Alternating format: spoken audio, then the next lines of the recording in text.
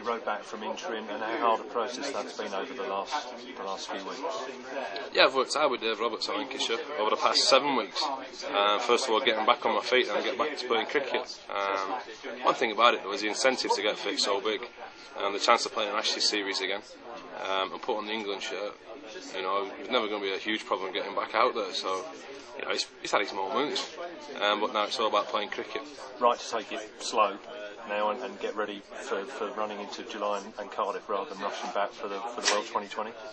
Yeah, I think the World 2020 was unrealistic at the time, but I was named in the squad just to give us a chance of being involved. But now I've been playing for the past 3 weeks for Lancashire. I'm looking forward to playing for England again against Warwickshire, and then hopefully name on a team sheet for the big one next week. How are you feeling form-wise? You got some big runs for Lancashire last week against Derbyshire. That must have been, it's a good timely knock.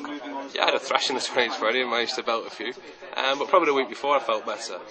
Batted number 3 for Lancashire against Hampshire in the Championship, and second innings got 50 odd, and felt like I was batting properly again. Felt really good at the crease. Slightly unfortunate dismissal, but you know, I'm happy where I am.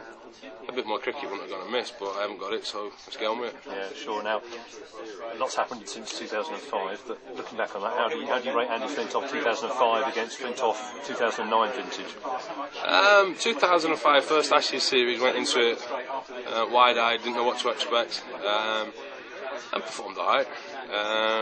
But this time round, you know, with all the cricket I've missed and all the injuries I've had, I'm here to enjoy myself. I play my best cricket, obviously when I'm confident, but more importantly when I'm enjoying it. And that's something I'm determined to do over the next 6 weeks, however it may be. Playing an Ashes series for England don't get any bigger, so I can enjoy it. Due a bit of luck on the injury front as well, so maybe this is your summer to be peak of fitness right through a 3-month period. Well, not just the summer, hopefully a bit longer than that, to be honest with you. You know, I have had my injuries and you know, they have kept me out of a lot of cricket, but fingers crossed now they're behind me and I can just concentrate on performing on the field.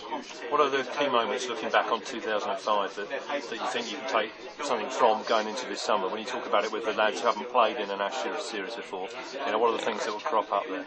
I don't know, to be honest. I think, you know, we can dwell about 2005 all we want, and you know, we dined out on it long enough now. It's about time we move on and create some of our own history.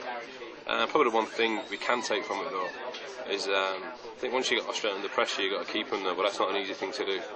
So that's probably one thing we learn. Good to play attacking cricket and get at them straight away. Yeah, I think if you look at our side, we've got to play to our strengths, and I think it is an attacking side. You look at the batting line-up and it's filled with shot players. You look at the bowling unit, we've got some pace and we've got a couple of spinners as well. So we're a well-balanced side, but I think we play our best, as you say, when we do attack. You've got some real variety in that attack as well. And Graham Swan is a very attacking spinner, and yourself and the other bowlers, you know, there's a real opportunity to get at them, isn't there? Yeah, I think when England have performed well in the past few years, it's when the bowling unit's been strong, and we bowled as a unit together. You've seen what Jimmy Anderson and Stuart Broad are like now, the new ball up front. There's competition for places for the other two spots and the spinning spot, but whoever goes out there, you know, we've got some big talent. I want to get that little urn back again. It's only a little thing, but it means so much to you and the rest of the players. Yeah, of course it is. As you say, it's tiny, isn't it? But what it means not just to the team but to the nation as well. You know, there's a lot resting on our shoulders, but we've got to be confident we can pull it off.